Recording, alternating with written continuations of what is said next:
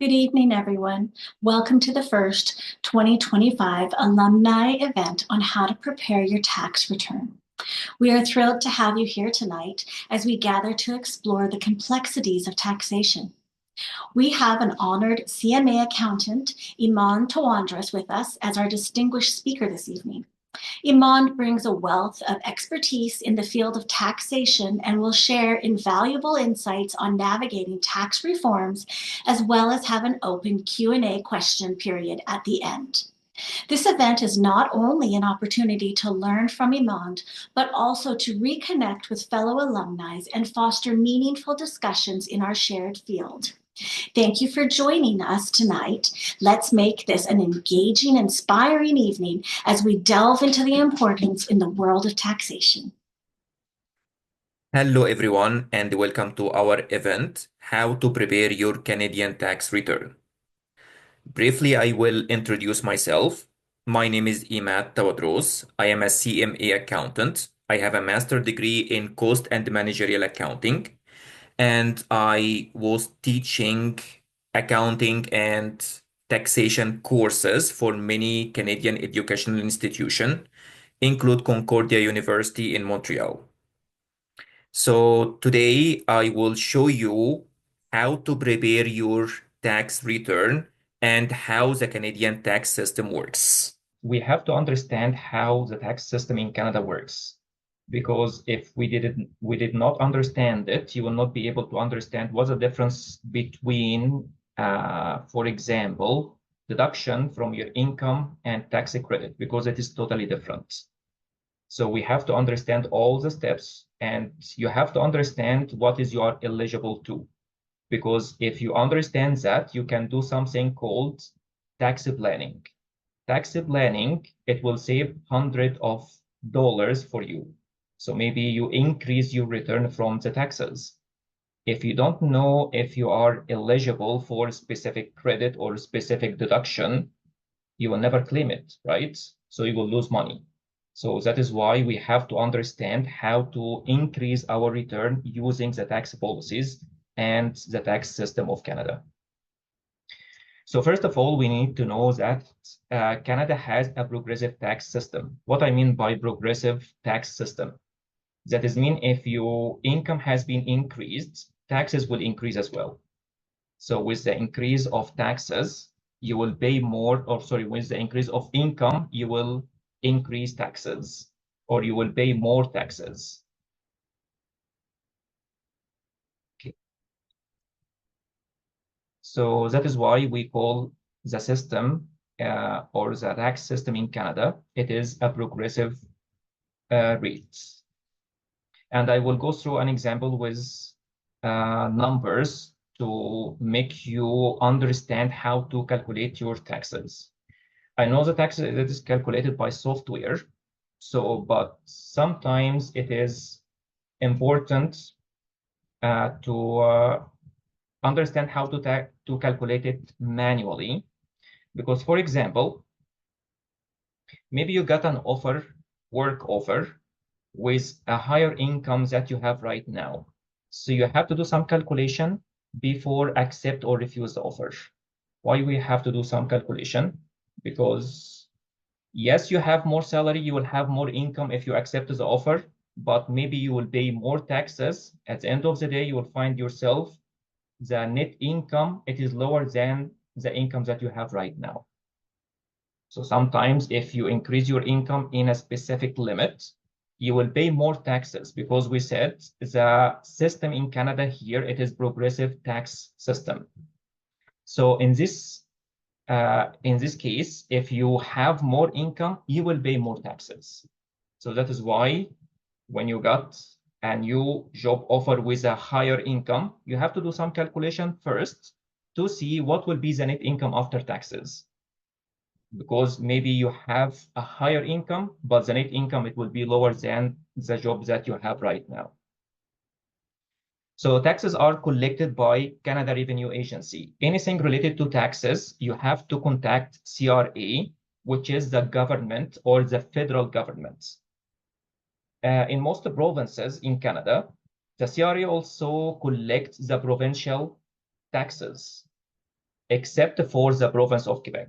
They have Revenue Quebec if you live in Quebec. So you have to deal with two different institutions, the CRA for federal and Revenue Quebec for the provincial tax in Quebec. But any other provinces or territory in Canada, you can deal directly to the CRA, which is Canada Revenue Agency. So taxes fund the public services. That is why the government takes taxes from you. So hospitals, it will be funded by your tax paid. Education until the secondary level, it will be funded by your taxes. That is why we have to pay taxes in Canada. So your taxes paid, it is used by the government to give you some services like education, like healthcare, and other services. So what type of taxes we pay here in Canada? So we have income taxes. So when you work, the employer will deduct taxes from your income and submit it to the government. That is the income taxes. If you are self-employed and you provide your services to others, you have to pay taxes on your income. That is income taxes as well. If you have a corporation and corporation earn income, you have to pay corporate taxes in your income. That is income tax as well. Also, we have sales taxes, for example, GST and HST. GST, it is goods and service taxes. So when you purchase anything from any province or any territory in Canada, you're paying sales taxes. Sales taxes, all the provinces in Canada and territories paying GST. So GST, it is the federal sales tax, which is 5%. So if you take a look in your receipt, you'll find at the end GST 5%, and it is calculated in dollar amounts. So GST, it is goods and service taxes. HST, it is harmonized sales taxes. So harmonized sales taxes, it is a different type of sales taxes, and it is imposed in 5 provinces in Canada. Include, for example, just example, in Ontario. Ontario, they have 13% HST. So if you purchase anything from Ontario, when you take a look on the receipt, you'll find just one sales tax, which is HST, which is 13%. Another provinces, for example, like British Columbia, we have 2 separate sales taxes. If you take a look on the sales taxes on the purchase receipt, you'll find GST collected separately 5%, and another sales tax called PST, which means provincial sales tax. So it is collected separately. So other provinces, like, for example, Alberta, they don't have PST. They don't have sales or provincial sales tax. They just have GST. So sales taxes, it is second type of taxes that you have to pay. And at the end of the year, when you prepare your tax return, if your income it is in a specific amount, you can take a repayment or a payment for the GST paid in your purchases. And also we have property taxes. So if you own a property, house, condo, or whatever the property you have in Canada, you have to pay property taxes on it. That is a different type of taxes. So in our tax season, we focus on income taxes to prepare our tax return. So why we have to file a tax return? It's a legal requirement if you owe taxes or have earned income. If you have earned income, it is your responsibility to report this income to the government and prepare your tax return to see if you have to take a refund or you have to pay more taxes. So the legal requirement here in Canada request from the employer to withdraw a specific amount from your salary as a taxes. And this amount, it will be remitted to the government, which is the Canada Revenue Agency. So at the end of the year, the employer will send you a form called T4 if you are an employee on a specific company or in a specific job. So you receive a T4, include how much you earned per year, the total amount you earned, and the total amount withdrawn as a taxes. So based on your income, you have to enter this amount to the software, and I will go through the software later. I will tell you some example for softwares. You can enter all this information on the softwares, then you can see if you have to take a refund or you have to pay more. When you have to pay more, if you have a high income and the withdrawal from your salary, it is lower than the tax that you have to pay. For example, you have to pay $10,000 and the employer withdraw $8,000 from your income throughout the year. So that is mean you have to still pay another $2,000. Another example, let's say we calculated your taxes and you have to pay $10,000, but the employer withdraw from your salary throughout the year $13,000. Then you will take a $3,000 refund. So it depends on your income and the taxes you have to pay. We compare it with the taxes that withdrawn from your income already, and the difference could be a refund or could be more tax payments. Okay, access to benefits and the credits. To be able to get this benefit, because we said maybe you have a rebate for GST or HST, it depends on where you live in Canada. So in every single province, they have a program for the sales taxes. So if you are from where the government know if you are eligible for the GST or HST rebates, it is from your tax return. That is why you have to prepare your tax return, submit it to the government, and the government, based on your information on this tax return, will give you the rebate of the GST or HST credits. And also the Canada Child Benefits. To confirm your eligibility for Canada Child Benefits payments, you have to prepare your tax return and send it to the government, because the government want to know how much is your income, and based on your income, they will calculate your eligibility or see your eligibility to claim the child care benefits here in Canada.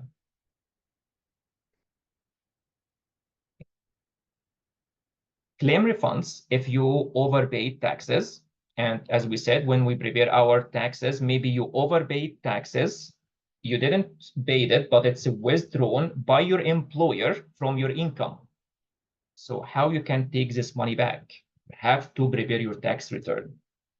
Once you prepared your tax return, then you can take a refund if you overpaid taxes throughout the year. Carry forward unused deductions or credits. And we will understand what is the difference between deductions and the tax credits, because it is totally different. So who needs to file tax return? So all residents of Canada for tax purposes. So I don't mean by resident if in Canada that they have a citizenship or permanent residence. Maybe you are just a visitor in Canada and you stayed more than 6 months, then you be deemed as a resident of Canada for tax purposes. And by the way, you have to know that if you are Canadian residents for tax purposes, you have to pay taxes in your worldwide income, not only Canadian income. Again, if you are Canadian residents for tax purposes, you have to pay taxes in Canada in your worldwide income. So if I have income from UK, I have to report it in Canadian income or Canadian tax return, and I have to pay taxes on it. That is how the system works, and that is important to understand it, because the Canadian government, they have some treaties with other countries. For example, there's a treaty for taxes between the USA and Canada. So if you got some income from the USA, if you did not report it in your Canadian income, in this case, the government of Canada will know and will ask you later what is the reason why you did not report it. And maybe you will be subject to a penalty and interests. So you have to understand how it's work, because Canada have some treaties with other countries. So if you did have, or if you earned any income from those countries and you did not report it in your Canadian income, in this case, the government will know. So if you are a Canadian resident for tax purposes, you have to pay taxes in Canada in your worldwide income. Some people, they don't live in Canada, but they deemed a resident of Canada for tax purposes, and they have to pay taxes on their income, on worldwide income. Example for that, Canadian ambassadors. So if we have an ambassador, let's say in France, they live in France for a long time. In this case, they deemed Canadian resident for tax purposes, the ambassadors and their families. Also, another example, the armed force member, Canadian armed force member, if they serve in foreign bases, like in Europe, for example, they live there for a long time, but they still Canadian resident for tax purposes, and they have to file taxes in Canada. Individuals who earn income in Canada, if we have, for example, let's say American citizen, we have a lot of American just across the border, especially on Ontario, do a work in Canada, earn income, then come back to their bases or their home in US. So in this case, they are not Canadian resident for tax purposes, but they have to pay taxes on their Canadian income. Only Canadian income, not worldwide income. So if you are not a Canadian resident for tax purposes, you have only to pay taxes in your Canadian source of income. If you're doing employment income or employment in Canada, or any job in Canada, or you have a property and you rent this property to other and you have rental income, if you have investments in Canada and you have interest, for example, or income from this investment, you have to pay taxes in Canada on your Canadian source of income if you are not Canadian resident for tax purposes. Those who wanted to claim benefits or refunds, they must file the tax return, and we have due dates. I will go through the due dates on filing the tax return.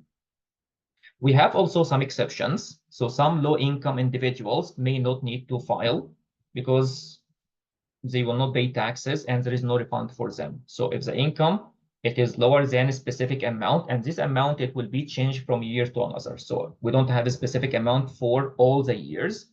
We have to check the CRA website updates. So if your income, it is so low, for example, if my income for the whole year, it is $10,000, I don't need to file the tax return, because at any way, I will not pay taxes on this $10,000 because it's a very low income, and I will not take any refund from taxes. But I still need to report it if I need some benefits from the government, like the GST rebate. You will not take it until you file your tax return.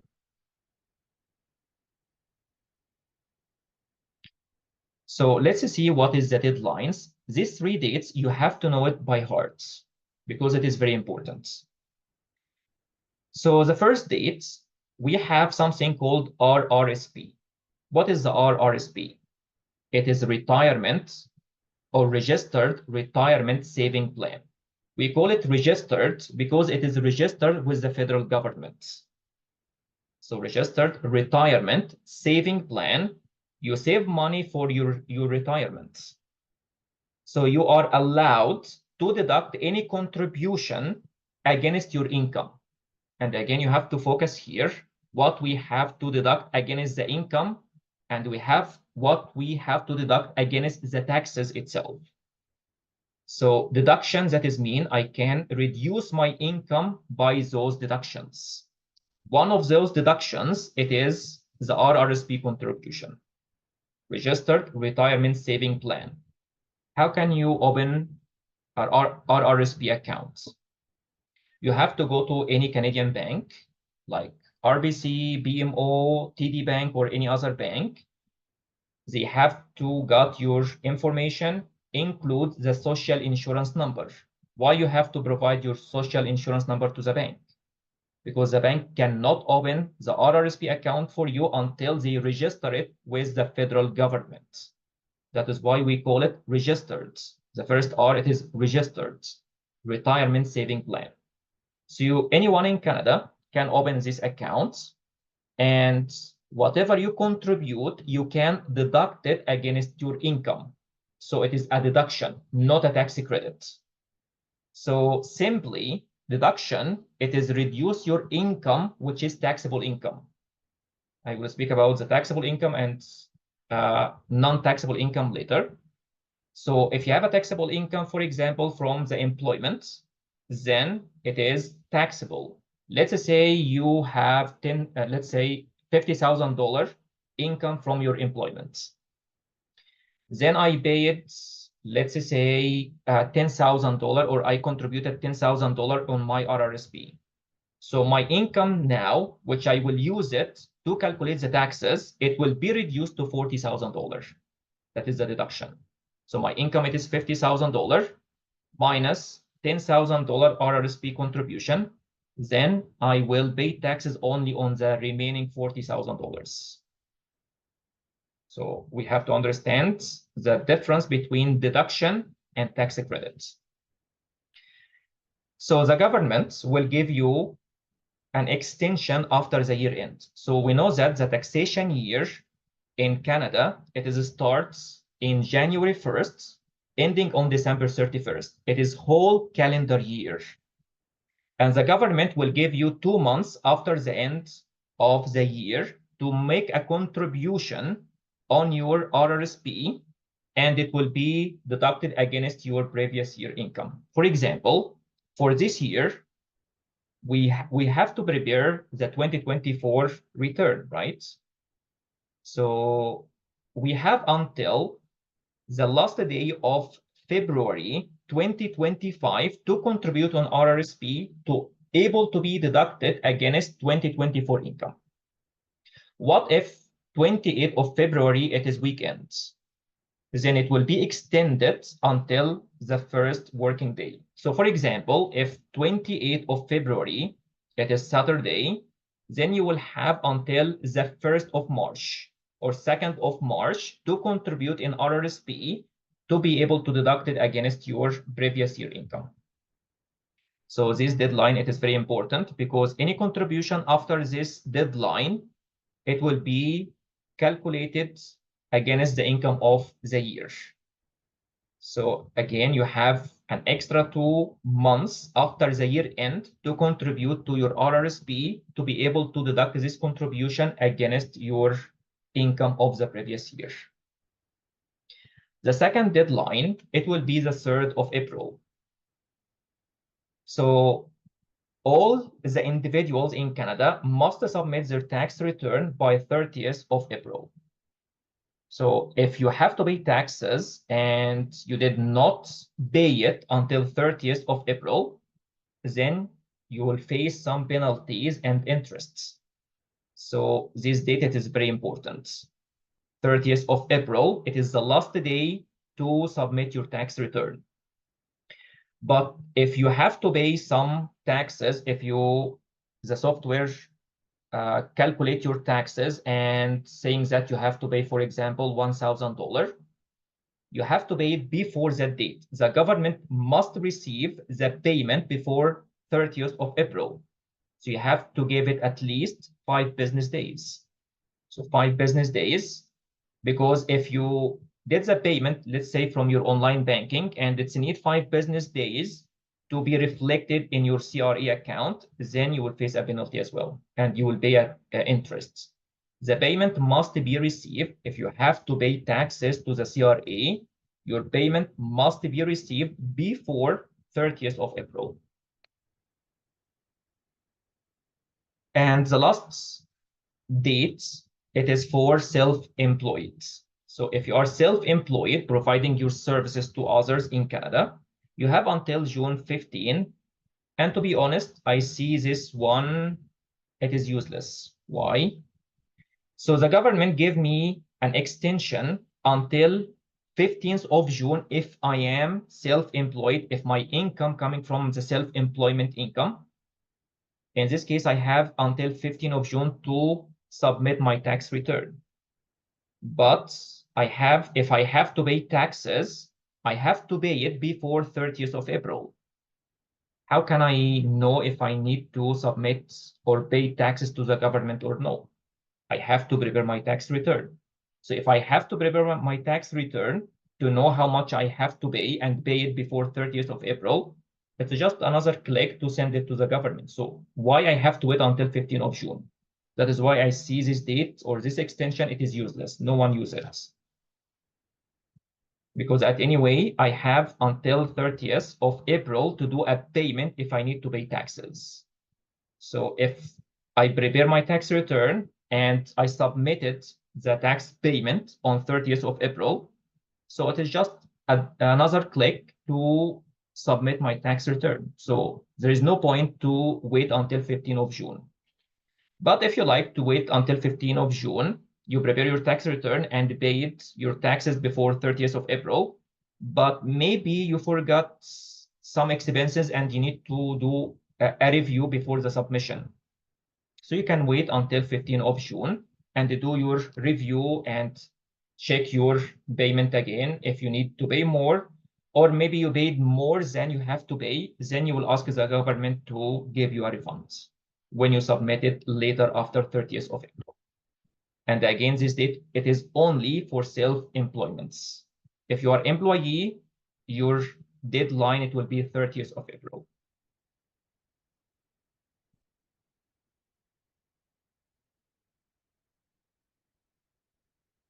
So what is the document needed to file our tax return?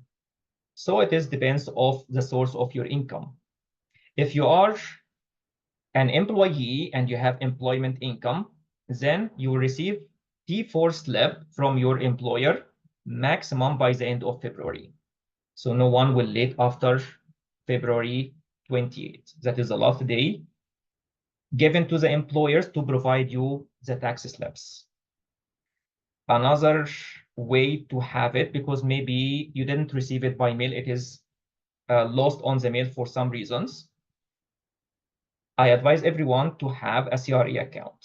So you can create a CRA account. You can go to the official website to the CRA and request to create an account. And once you go to this account, you can see all the document, even if you didn't receive it by mail. Any document related to your income, you will find it inside your CRA account, because the employer will send you the T4 slip and another copy to the government. Maybe your copy has been lost on the mail, but the one sent to the government, it is electronic from the system of the employer to the system of the CRA. So it is electronic, it will not be lost. So you have access to all your tax forms through your CRA accounts. Also, we have a tax slip T5. So this slip, it is related to the investment income. So for example, you have a saving account in a bank, and this bank give you an interest. So the bank, if this interest more than $55 per year, the bank will issue a T5 for you and send it to you, and you have to enter it to your income. So the investment income could be the interest, could be another type of investments. So it will be reported in T5 slips. We have another form, T2202A, that is the tuition and education amount. So if you are a student in any college or university in Canada, at the end of the year, the university or college will send you T2202A form. You will find the tuition fees, the textbook fees, all the stuff that you paid in your education. In this case, you can use this amount to calculate your tax credit, not deduction. So the amount of the education and textbook, you pay it for your education. So this education must be after secondary level. So college or university, if you paid, for example, some fees for your kids in secondary level, it is not deductible. So the education here, I mean anything after the secondary level, after the high school, college, or university. So you'll find all the amount paid for yourself or for your kids. It will be reported on T2202A, and the amount reported on this form, it will give you tax credits. If you took a social assistance payment from the government, at the end of the year, the government will send you T5007. So you can take the income. It is not taxable, but you still need to report it to the government because the government need to know what will be your income throughout the year. Even if it's taxable or not, you have to report it to the government to have access to other benefits, but you will not pay any taxes. If your only source of your income, it will be social assistance payment, then you will not pay any taxes, but you still have to report your income to the government. So receipts for deductions. We have some tax credit and deductions that you can claim, like medical expenses, charitable donations. If you did a donation for any charity in Canada, then you can take a deduction for this payment. And I will give you example later how to calculate the deduction. Business income records. If you are self-employed, then you will report a business income. What will be the profit if I have a business income? Any expense you can deduct it. If you are an employee and you are working and have employment income, you have a limited deductions. It is not available for the self-employment deduction not available for the employees. So if you provide your services to other businesses and you have a business income, any related expenses you can deduct it. If you pay transportation to go to your client, then you will be deducted. If you have any type of expenses, maybe you hire some assistants, then the money paid to your assistant, it will be deductible. If you have to use internet to finish your job, if you have a business income, then the internet fees paid, it will be deductible. Telephone fees, it will be deductible. Using your personal car, you can deduct it if you used your car for business purposes. That is the difference between the employment income and the business income. So business income, you can deduct everything related to the business.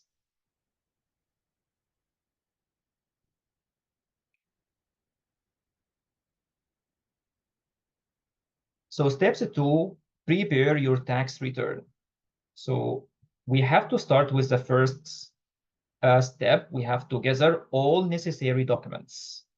So if you have T4, if you have employment income, for example, if you have RRSP contribution, you have investment T5, all these documents, you have to gather it together. You have to collect it together and use it to prepare your tax return. And again, if you don't know if the documents that you have on hand, is that all document or not, you can go through your CRA account and you can find the tax document, for example, 2024, you have to click on it and display it. So whatever reported on the CRA, it is all documents that you have to report in your tax return. You receive it or not, because sometimes mail, it will be lost and you will not receive it. So to make sure that you received everything and you report everything correctly, you have to go to your CRA account and take a look on the document required to prepare your tax return. Number 2, choose a filing method. We have 3 different types of filing. We have paper. So you can, for example, you can go to Service Canada and take the paper envelope from there. You'll find it. It is like a paper document. You have to fill this paper and send it back to the CRE. Or net file. Net file, that is mean you prepare your tax return using one of the softwares, certified software by the CRE. Or tax software. So number 3, report all income and claim deduction or credits. So deduction, again, it will reduce your taxable income. Tax credit, it will reduce your tax payable. Number 4, calculate your tax owing or refund by using the software. And the number 5, submit your return and keep record for at least 6 years. Within the 6 years, the CRA can contact you back to ask you for a specific proofs of income or deduction. So you have to send it to them. Otherwise, maybe you will lose your benefits and maybe you will be subject to a penalty or interest. That is why you have to keep your documents for at least 6 years, because within 6 years, the CRA can contact you and ask you for proofs for a specific income or deduction, and you have to provide it to them.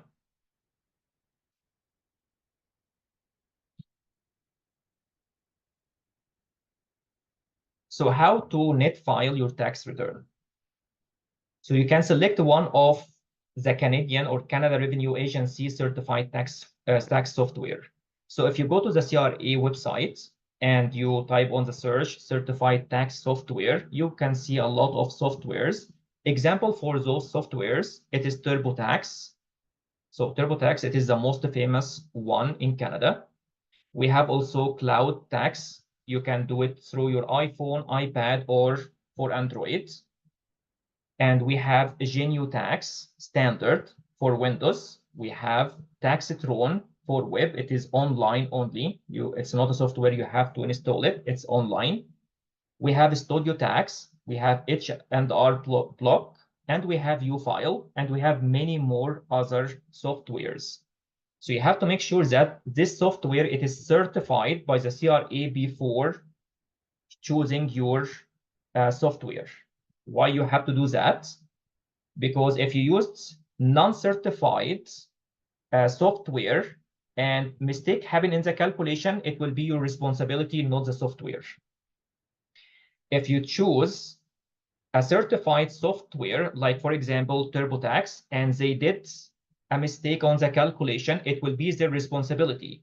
So the penalty or interest, it will be paid by those company. That is why you have to choose the certified software. Again, if you did not choose the certified software and choose other software, if any calculation error done during submitting your tax return, it will be your own responsibility, not the software responsibility. So again, you can know if this software is certified or not by going to the CRA website, and you can type on the search certified tax softwares. It will give you all the list of the certified tax softwares that you can use. Common deduction and the credits. So the common deductions like RRSP contributions, the registered retirement saving plan, whatever you paid in your plan, you can deduct it against your income. So it will reduce your income. Child care expenses, if you have to pay child care expenses to be able to work and got income, then the 100% of the money paid to take care of your child, it will be deductible against your income. Moving expenses, if you moved to at least 50 kilo far from your location to start a new work in a different city or a different province, anything related to the moving, you can deduct it against your income. But it will be deductible against your income from new location, not previous location. And if your income in the new location, it is not enough to deduct 100% of your moving expense, you can carry it forward to the next years. It will never expire. But you have to report it in the year that you paid it. If you paid it, for example, in 2024, and 2024 income, it is not enough from the new location, it is not enough to cover the moving expenses, then you can carry it forward to the coming years and you can deduct it later. So that is the deduction that can reduce your income. Tax credit. So tax credit, it is like Canada employment amount, medical expense tax credit, tuition tax credit.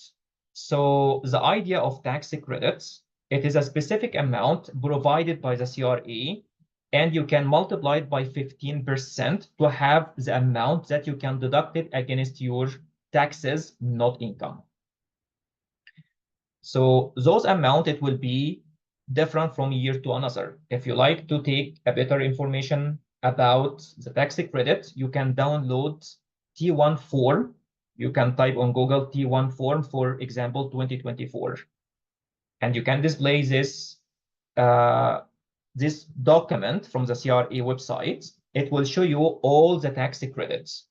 If you don't know if you are eligible for tax credit or not, just read the description. So under every single tax credit inside this form, TD1, TD1, you can find the description, read the description, and you'll understand if you are eligible for this tax credit or not.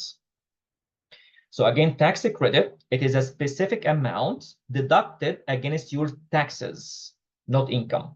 So we now calculated your taxes, and for example, you have to pay $1,000.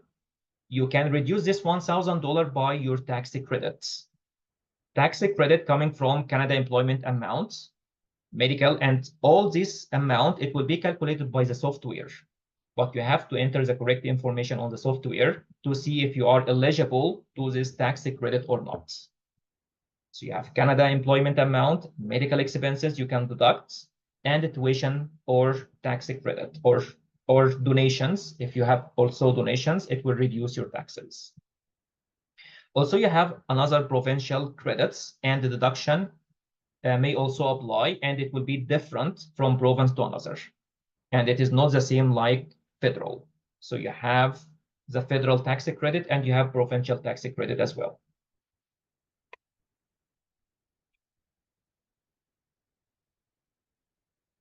Okay, filing methods. So we said we have 3 different filing methods. So the first one, paper file. So you can mail it, it is paper. You can fill it and you can send it back to the CRA. Or net file, it is electronically using a certified tax software. And also we have something called e-file. So what is the e-file? Used by tax professionals to file on your behalf. So we have a lot of companies here in Canada. They provide their services to file your taxes. So you give them fees, they file your taxes and send it on behalf of you. And we call that e-file. So net file, that is mean you prepare your tax return yourself using a certified tax software. But e-file, that is mean someone else prepare it for you.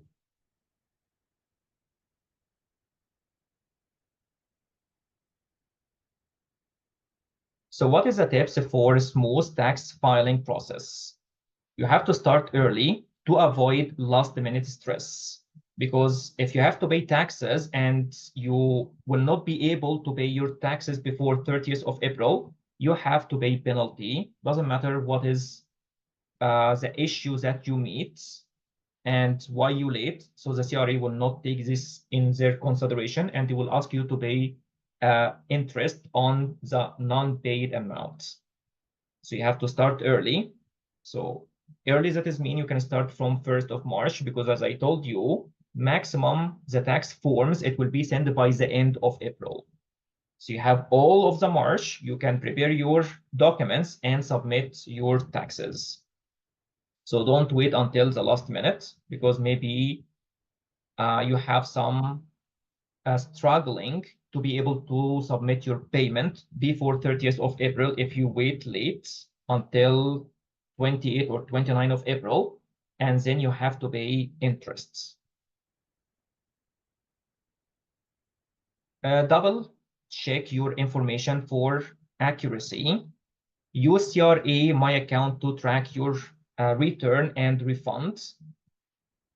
Because the CRA will give you a notification on your CRA account if they receive your taxes or not.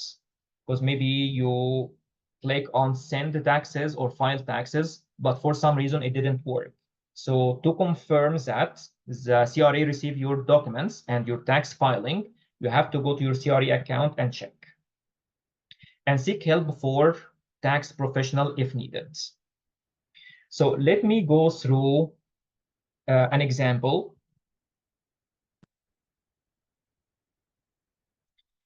So we have here the federal tax brackets rate for 2024. So the first 55,000. So this amount, it will be those amount or those tax bracket, it will be different from year to another.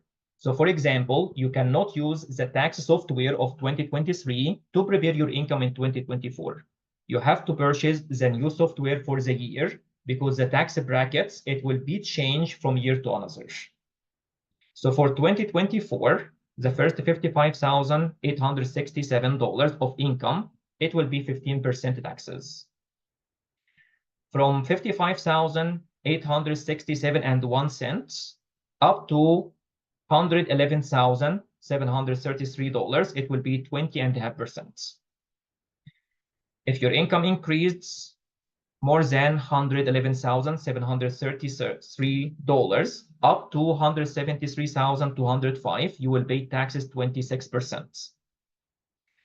And 29% of taxes on income between $173,205.01 up to $246,752.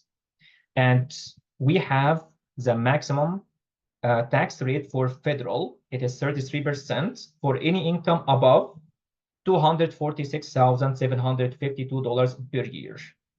So let's take an example. Let's say we have a family composed from married couple with 2 children under 18 years. Because if they are your child 18 or more, then they can prepare their tax return in their own. You don't need to add them to your income tax return. And we have combined income.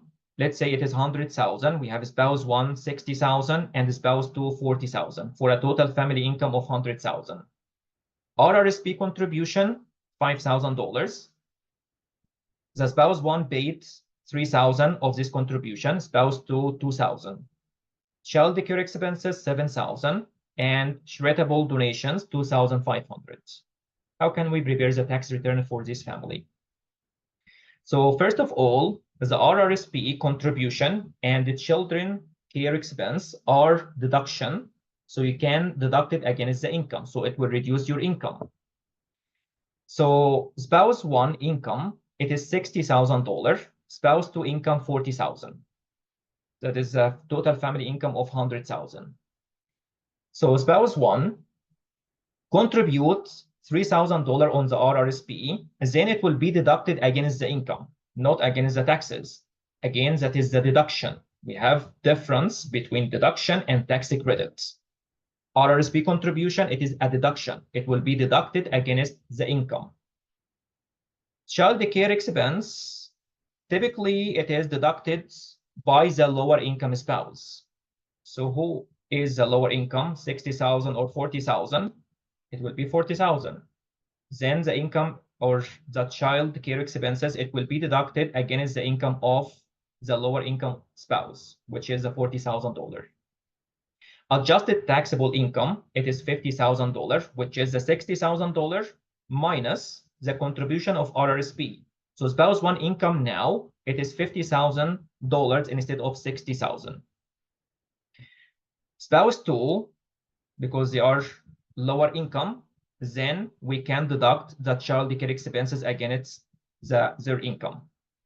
So RRSP for spouse 2, it is 2,000, and the child care expense 7,000. So we have here deduction of $9,000 total.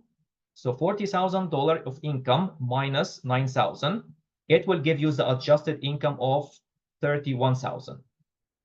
So the family income now, it will be the adjusted income for spouse 1, $50,000, plus the adjusted taxable income for spouse 2, 31,000. It will give you 88,000 instead of 100,000. Step 2, we have to calculate the federal tax for 2024 using the brackets. So I'm focused on the federal taxes, not provincial taxes. Provincial taxes, it will be calculated on the same way, but every province, they have their own tax brackets. So spouse 1, adjusted taxable income, as we said, it is $50,000. Using the tax brackets that we cover on 2024, so the first $53,359, it will be taxed at 15%. That is mean we have the first bracket taxes. It is $8,003.85, which is the bracket, the maximum amount inside the bracket, multiply the tax rate. It will give you $8,003.85. But the spouse, as you see here, have 57,000. It is more than the maximum of the first bracket. So the remaining, the difference between 50,000 and the first bracket income, it will be taxed on 20.5%. So it will be $747.41. So total federal tax for spouse one, it will be from both brackets. It will be $8,751.26. For spouse two, adjusted taxable income, it will be 31,000. It is lower than the amount of the first bracket. So it will be taxed the whole 31,000. It will be taxed at 15%. So 31,000 multiply 15%, then it will be $4,650. So the federal taxes for spouse two, it will be $4,650, and the whole family will pay taxes $8,751.26 for spouse one, plus the taxes of spouse two, $4,650. So they will pay $13,401.79. Just last point I need to focus on, deduction. It is deducted against your income. Tax credits, it will be deducted against tax payable. So after we calculated the tax here, $13,401.79. If we have, let's say, a credit for $3,401.79, then I will deduct it against the tax payable. So tax credit, it will be deductible against tax payable. Okay. So I'm ready now for any questions. Okay, wonderful. Thank you so much. That was very informative, and you do have some questions. So one of them being, where can I find a list for deductions? So all this information, it is available on the CRA website. So you can type on Google CRA, and focus here, you have to use CRA website because there is a lot of many other websites giving you information, but personally, I cannot trust it.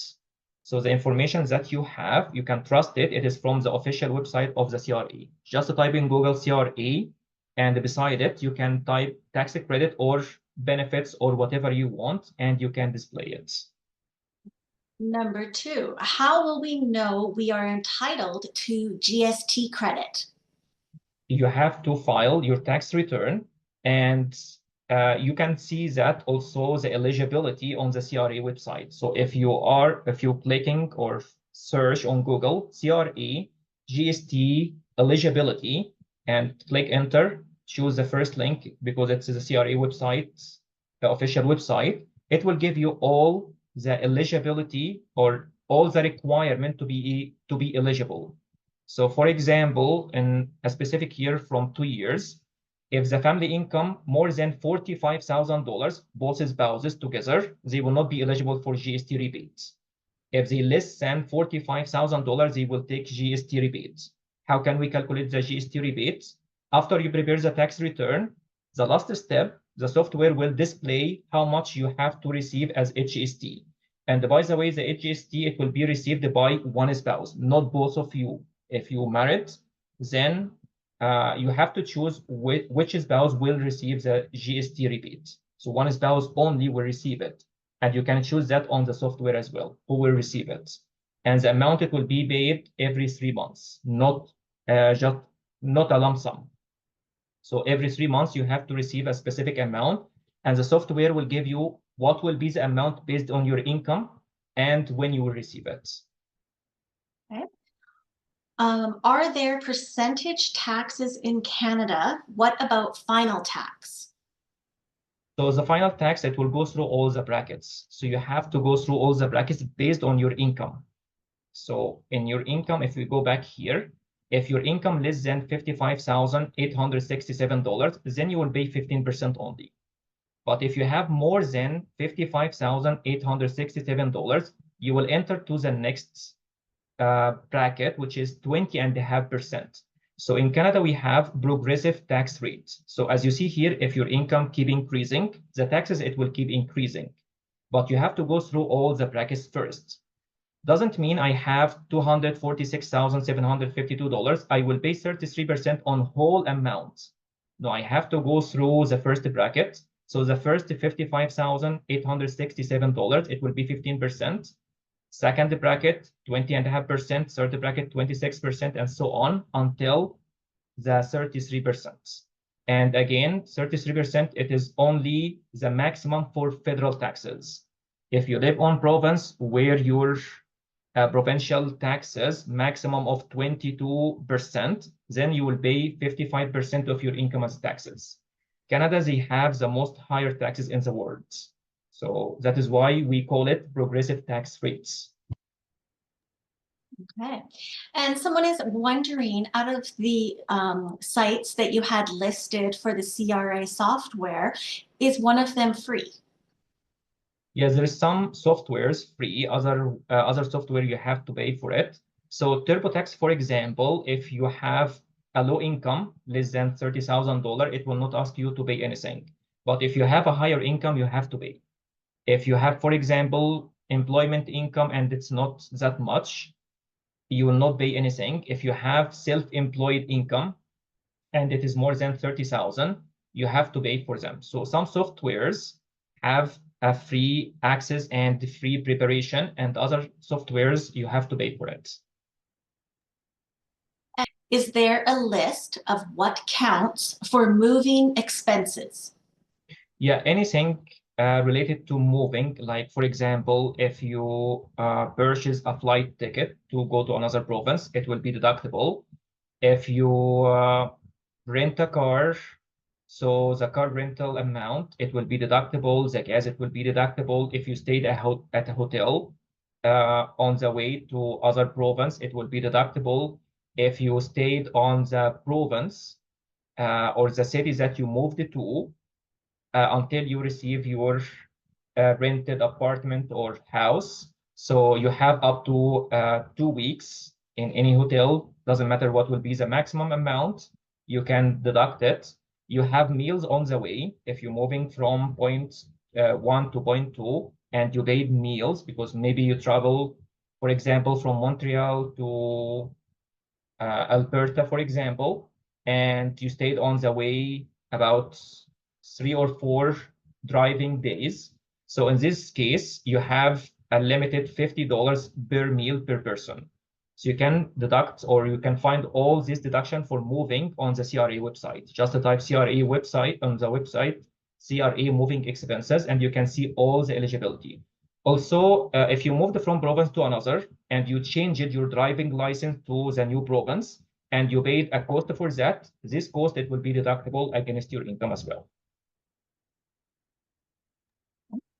We just got a whole bunch of questions that came in, and so we're going to try and just zoom through a few of them right now. I don't think we're going to be able to get all of them, but let's see what we can get done here. Okay. Someone would like to know, what is the difference between refundable taxes and non-refundable taxes? So refundable tax credit, it is for the credits. So refundable tax credit, in a different word, use it or lose it. You cannot carry it forward to other years. For example, the personal tax credit, anyone in Canada can apply it against their income. And if you don't have enough income to apply it, then you will lose it. So refundable tax credit, use it or lose it. Refundable tax credit, you can carry it forward to the next year if you cannot use it. For example, charitable donations. If I don't have enough income to deduct my charitable donations this year, I can carry it forward up to 5 years in the future. That is the refundable tax credits. On those refundable tax credits, are you also able to pass that on to someone, like you Yes. can with education as well? Yeah, education, you can transfer it to your parents. You can transfer it to a spouse. You can transfer it to grandfather and mother, but you have to have a relationship between this person, not another or different person. So spouse, father or mother, or grandfather or grandmother, you can transfer it to them. Same thing for the donations, your donation, you can transfer it between spouses only. So I cannot transfer my donation credit to my father. So I can transfer the donation credit to my spouse only. Okay, very good information. Our last one that we're going to cover is, would you recommend using a professional or filing on your own if you have a rental income? If you have a rental income, if you have all the information needed, because you can claim all the expenses, some expenses it is acceptable, other expenses it is not. If you know all this information, do it yourself. Sometimes, if you are not aware of all the information, it is better to pay some money to a professional to be able to avoid any headache in the future. Because if you got something wrong in your preparation, CRA will come back to you, ask you why you did this mistake, and you have to pay penalty and interest. There is no, I cannot tell the CRA I wasn't know. They will not accept that. So the law, it is your responsibility to know it. If you cannot know all the aspects of the situation that you're filing, it is better to pay some money to the professional, because professional have all the information needed. And by paying this money, you will save a lot of money in the future. It's like long-term investments. So the CRA will not ask you if you got any problem, because the professional will be the responsible person. If you got a contract, for example, with a professional company to prepare your tax return, any mistake, the CRA will contact this company and ask them to pay the penalty and interests. But if you can read all the information and requirements yourself, you can prepare it yourself. Thank you very much. That was extremely informative on a very complex topic that you covered. And I know we didn't get around to all of our questions. I think it was so much information and everybody just at the last minute was sending them in. But thank you so much for all that you did do. We do have a class coming up on the Canadian income tax courses starting on February the 25th to our participants. So if they, of course, are interested in that, please go onto the website at Ashton College, or you can scan the QR code to register to get some more questions asked. As far as this recording, it will be sent out to those of you that have registered for this event, and that should be coming out as soon as everything is updated. And so look for that in your email. And once again, thank you very much, Emad, and thank you for all of our participants. I hope everybody has a wonderful evening. Have a good evening, everyone, and thank you for this event. Thank you so much. Good night. Good night, everyone.